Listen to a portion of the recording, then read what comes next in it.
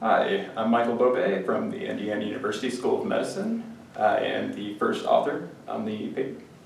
I'm Doug Rex. I'm a gastroenterologist at Indiana University, and I'm the senior author on this study. So, Dr. Rex, what was the background for this study? So, in clinical practice, the recommendation, if you have a nonpedunculated lesion in the colorectum and you remove it piecemeal, that the patient should come back in 6 months and check to see if there's any residual polyp. But the rates of residual polyp have dropped some, and they're commonly, below 5 or 10% now. And so the data that supports this 6-month thing is not really clear. So there's been some data that has suggested that some patients could get away with longer surveillance intervals. And that's the background. We wanted to test whether there would be some patients who would be safe having their first follow-up at 12 months rather than 6 months, which in the long run would save them one surveillance examination. Certainly. Thank you. And what was actually done in the study?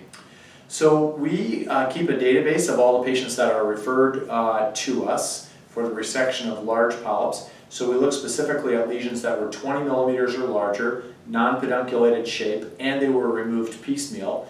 And there were a select group of lesions. It was a total of 100 patients.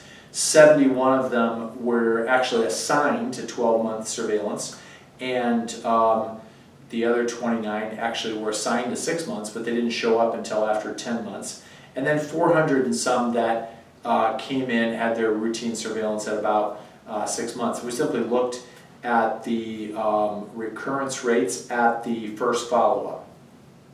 Amazing, thank you. And what were the findings? So the main findings really were just about the follow-up rate and the nature of the recurrences. So in both arms, the recurrences were about 10%. Now we have to keep in mind that the two groups of polyps were not the same. The ones who were assigned to 12 months were smaller. They had a median size of about 25 millimeters instead of 37 millimeters in the ones that were assigned to 6 months. The ones that were assigned to 12 months were more likely to be serrated lesions, and they were more likely to be removed cold. So they're not really the same sets of polyps, but the recurrence rates in the 12-month group were about 10%, and there weren't any awful lesions. The recurrences were not particularly large, and they did not have advanced histology in the 12-month group. Yep.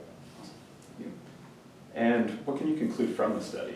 Well, it seems like there's a group of lesions that 12-month follow-up might be safe for, and we're thinking that candidate lesions would be ones that are sort of in the 20 to 30 millimeter size range, or maybe 20 to 35 millimeter size range. They don't have high-grade dysplasia, and we're sure that we've cleared the colon pretty well in that initial colonoscopy where we also remove the polyp. And so we think that a randomized controlled trial could be warranted for a select group of lesions comparing 6 and 12 months.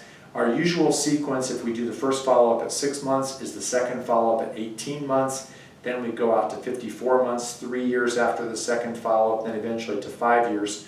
With this scheme, we would go to an initial follow-up at 12 months and then go directly to 48 months. So we would skip one entire follow-up. That could have some advantages with regard to cost, convenience for the patient, as well as a reduction in all the carbon costs associated with colonoscopy. So we think a randomized controlled trial is warranted. Amazing. Thank you so much. Thank you, Michael.